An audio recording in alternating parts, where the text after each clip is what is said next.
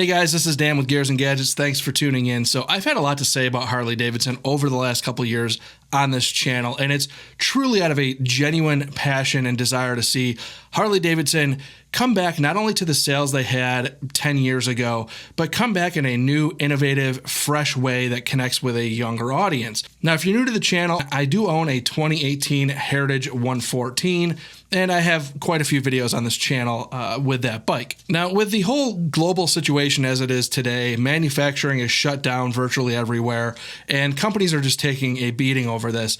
But I do think that Harley Davidson is positioned to take advantage of what I think is going to be a very large Buy American support in this country once things are up and running again. So every bike you buy in the U.S. from Harley Davidson is built here in the U.S., and you're buying a bike made in America, supporting American labor. That's not what this video is about. This video is about what I think Harley Davidson should be doing in order to reinvigorate sales pretty much around what people are saying, well, nobody wants a big touring bike anymore. It's not the market, and everybody wants smaller, more nimble, fast bikes. And I think that people just got bored of the touring market, to be totally honest with you. This idea that people don't have money to buy motorcycles is just absurd. There are plenty of younger millennials out there that have good paying jobs, that are buying high-end sports cars, that are supporting a lot of other things out there that just aren't really motivated to buy a motorcycle. Now, before I get too far into what I think Harley Davidson should be doing,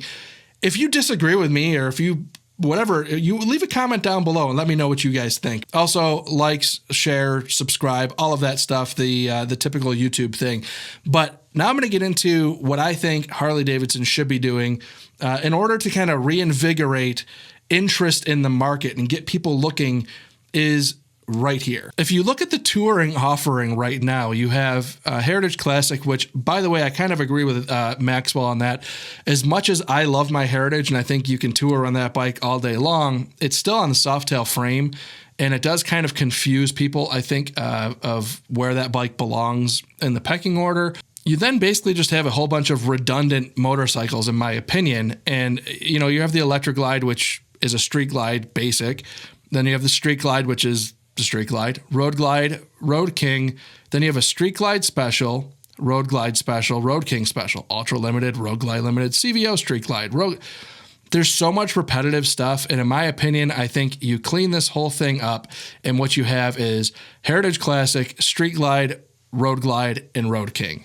Those are your 4 touring bikes, which really should probably just be 3, and move the Heritage back to the Softail line. But or cruiser line, if you want to call it that. So I think if you were to create a little bit more perceived value in those touring bikes, that you would get people back to the table and at least get them back looking at them again. Here is what I think Harley Davidson should be doing. So this is the bike builder that I just made myself here. And the idea is that you would come into a 2020 Street Glide and just be able to start building from there. So you get an Electric Glide to begin with at $18,999. Then you go into just a standard Street Glide at $21,999. You can pick through some colors.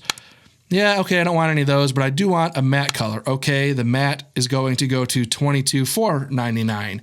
Still an oil-cooled bike. You know, you're matte colored. You could buy it from here. Well, I want some passing lamps because on my Heritage, I love my passing lamps. I want them from the factory. So there's my passing lamps. I'm here in Arizona. I personally, right away, would select my liquid-cooled 2020 Street Glide. So, all right, liquid-cooled 2020 Street Glide for $24,799. Now, you know, I think I like the blacked out look better. And if you see here, well, maybe you go with the blacked out look and you lose the passing lights because you want to keep the price the same. Or maybe you decide, I want the lamps. Well, now you're at $25,299. This is where you just start going up from there. So, well, maybe I do want the Ultra Standard. And with the Ultra Standard, you're at $26,599. Now you're dropping back down to an oil-cooled because it's the Ultra Standard that's not a liquid-cooled, and you just want to go with the touring options, and maybe you decide you don't want liquid cooling. So it goes back to oil-cooled, but nope, I want that liquid-cooled back. I'm at $28,699. Even allow people to delete the tour pack. Maybe somebody doesn't want the tour pack, don't want to pay for it. $28,199 gets you a liquid-cooled Ultra Deluxe with a tour pack delete. delivered to your house. There you go. And of course, you go into your CVO models. There's your base CVO package, $40,599, and then you have your CVO limited, $44,039. And again, everything right there. You can buy it, gets either delivered to the dealership, delivered to your house.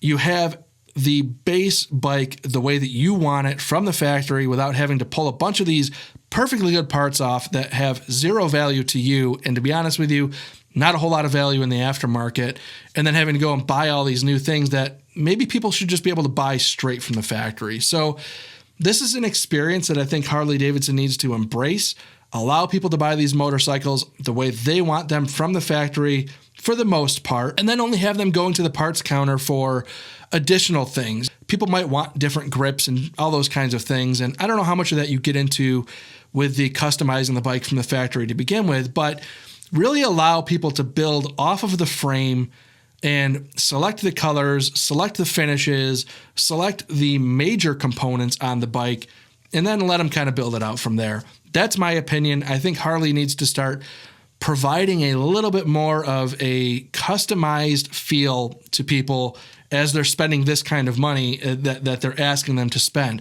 Personally, I don't agree with the comments. People tell me all the time, bikes need to be cheaper, they need to be cheaper, they need to be cheaper. I think the bikes can sell at the price that they're at today if the perceived value is higher and people are in a position where they feel like they're getting what they want, not buying something that's incredibly expensive and then also needing to spend more from day one. And that's just my opinion. You guys let me know in the comments down below what you guys think. I just threw this builder together real quick. Actually, not real quick. It took me a ton of time. I think it's an experience that Harley Davidson could offer that other brands right now could not, simply because Harley Davidson just has everything in place to do these things. It would require tweaking and all those things. But one of the things I think people would say to shoot this down is that mass manufacturing couldn't handle custom building bikes like that. And I personally, I think that Harley Davidson right now they're trying to pump out so many models. And the reason why they're doing it is because I think that people just want to have what they want. So Harley's looking at it like, well, we'll just create more motorcycles and it's going to just really help people. We'll have an answer for everybody. And I don't think you need to have more models as much as you need to sell models that you currently have that people want to buy. I think Harley Davidson is constantly creating I'm just going to wait till next year mentality when they could just be selling bikes year over year as people decide they want to build out a brand new motorcycle that is currently available today. Let people customize their bikes straight from the factory. If you watch any other YouTube videos or follow any other car industry type stuff, when you start talking about premium cars, sports cars, exotics, people spec their vehicles out and they order them in and they get them in. And then you hear people talking about, oh, I really love that spec. And I really like how this guy spec'd that out. And this spec is one of a kind, or this spec is rare. And it changes the conversation around the bikes.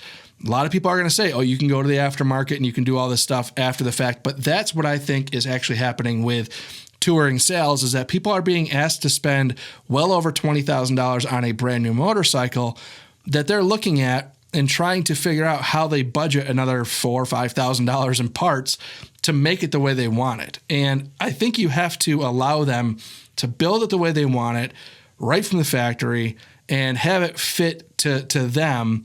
And then they can go and do the little fine tweaking here and there in the aftermarket, not feeling like they're buying something for $20,000+, some of these pushing $30,000, and then also have to run to the parts counter to get things that they considered they should have been offered from the factory. I also think it would be really unique to have a custom stamp on your bike somewhere that tells you who was involved in this process.